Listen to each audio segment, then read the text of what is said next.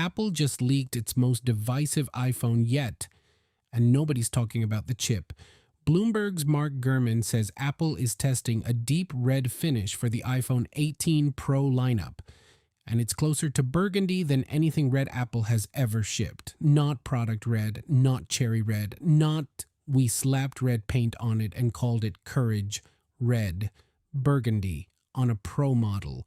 The iPhone Pro line has never shipped in red, not once. If this happens, it would be a genuine first. And there's something else Apple's doing with this phone that it hasn't done in 4 years, something that's going to change how the front of your iPhone looks every single day. We need to talk about all of it. The iPhone 18 Pro is expected to follow Apple's traditional fall timeline, September 2026. We're about 5 months out. Leaks are accelerating. And right now, the picture is actually starting to get pretty clear. I've gone through everything. Gurman, Ice Universe, Digital Chat Station, the dummy model leaks, all of it.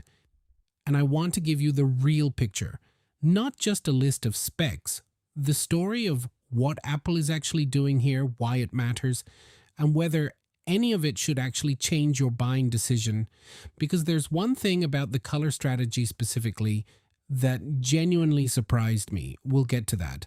Apple has spent 4 years refusing to touch the dynamic island, treating it like some untouchable monument to software-hardware integration. 4 years.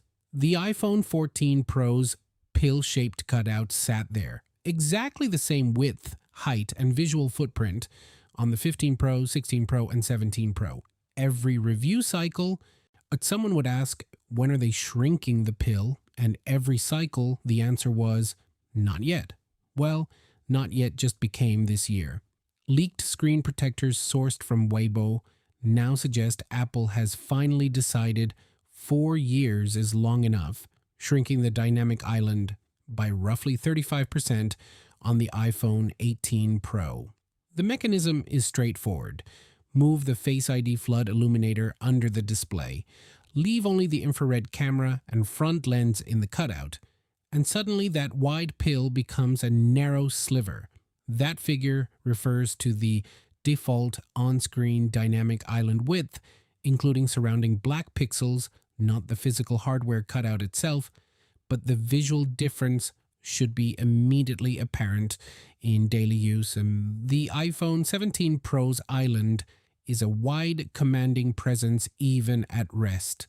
The 18 Pro's leaked cutout reads almost delicate by comparison, a narrow pill sitting unobtrusively at the top of the screen. Now, and this is important, one prominent leaker was previously the lone voice of doubt on this change. He said, a smaller dynamic island was Apple's initial plan, but the company was considering reusing molds from last year's iPhones, which would mean minimal changes. Both options are apparently still being considered by Apple, with a decision yet to come. If the smaller dynamic island doesn't happen, it removes one of the most notable rumored design changes from the iPhone 18 Pro. So it's not 100% locked in, but multiple independent sources, including Gurman at Bloomberg, are pointing the same direction. I'd put it at 80-20 it happens. And honestly, it's about time, okay? Here's the part I actually want to sit on for a minute, because the color story is more interesting than it first appears. The deep red finish represents a significant departure for a Pro lineup that has historically favored controlled, conservative colors like graphite, silver, gold, and muted titanium shades. This isn't product red. That bright, almost aggressive cherry red Apple puts on the standard models for charity partnerships.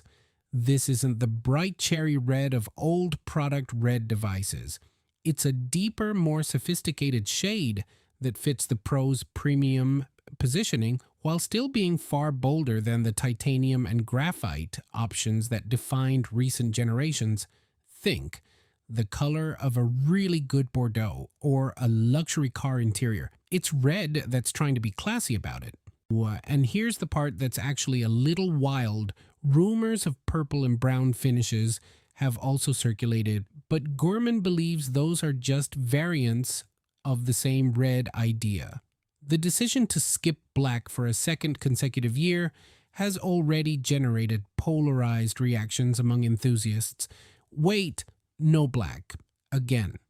Apple removed black from the Pro lineup with the iPhone 17 Pro, the first time in the series' history that no dark option existed.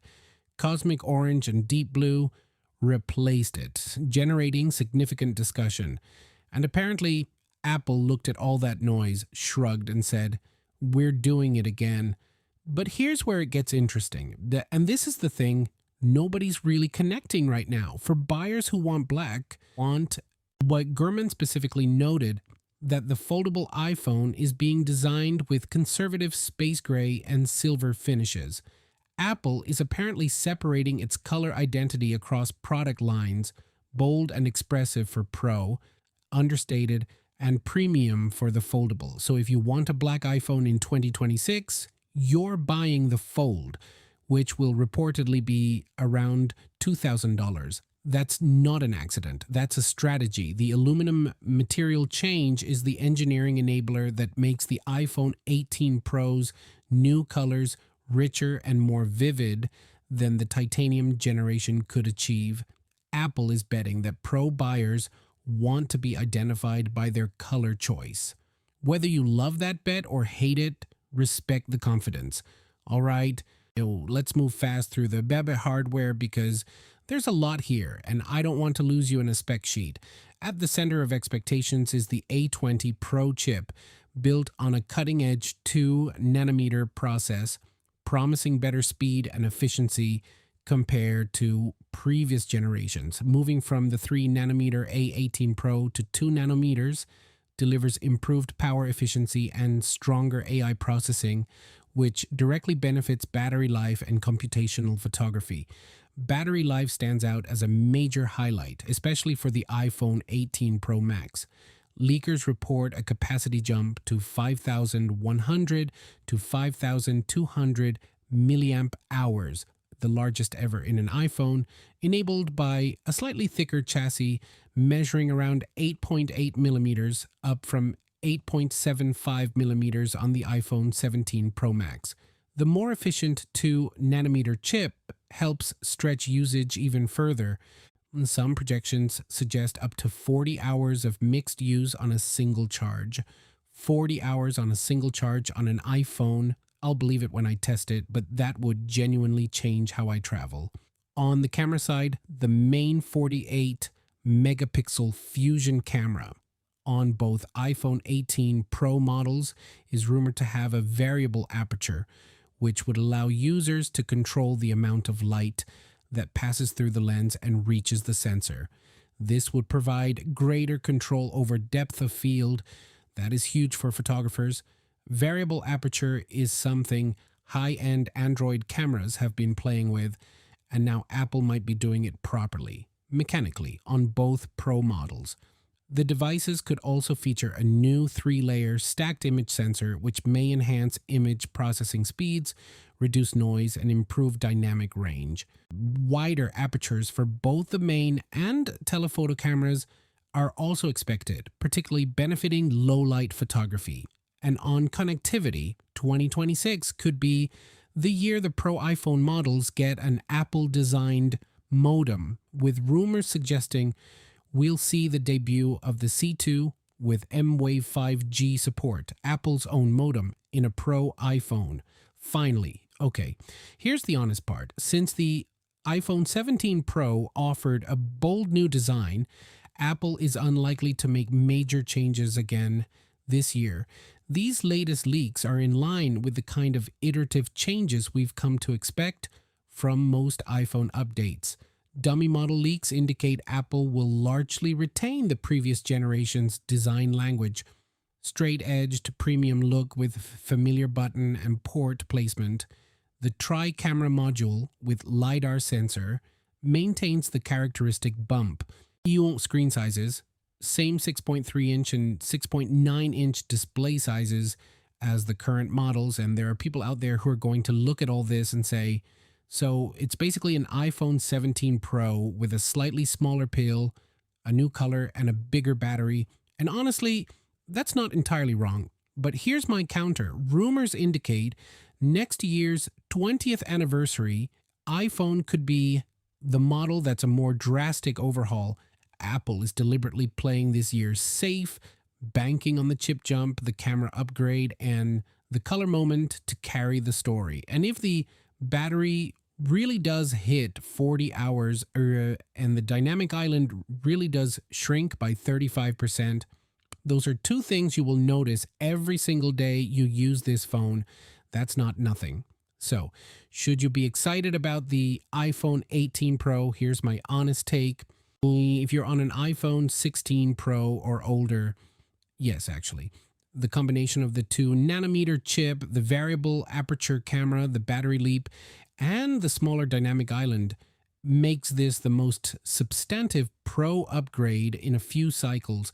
Not revolutionary, but meaningfully better in the ways that matter daily. If you're on an iPhone 17 Pro, probably not worth it. The design is basically identical. The dynamic island change is nice, but not life-changing. And the color difference isn't a hardware reason to spend another $1,200. And if you're the person waiting for the black iPhone Pro, I'm sorry, Gurman specifically noted that the foldable iPhone is being designed with conservative space gray and silver finishes. You want a dark iPhone in 2026 and you don't want to spend fold money? Ooh, looks like you're getting silver and calling it a day. The deep red, though, I'm not going to lie. If that burgundy looks anywhere near as good in person as it does in the concept renders, that might be the most confident color Apple has ever put on a Pro model. I'm curious, are you the person who needs their phone to be black, or has Apple finally convinced you to go bold?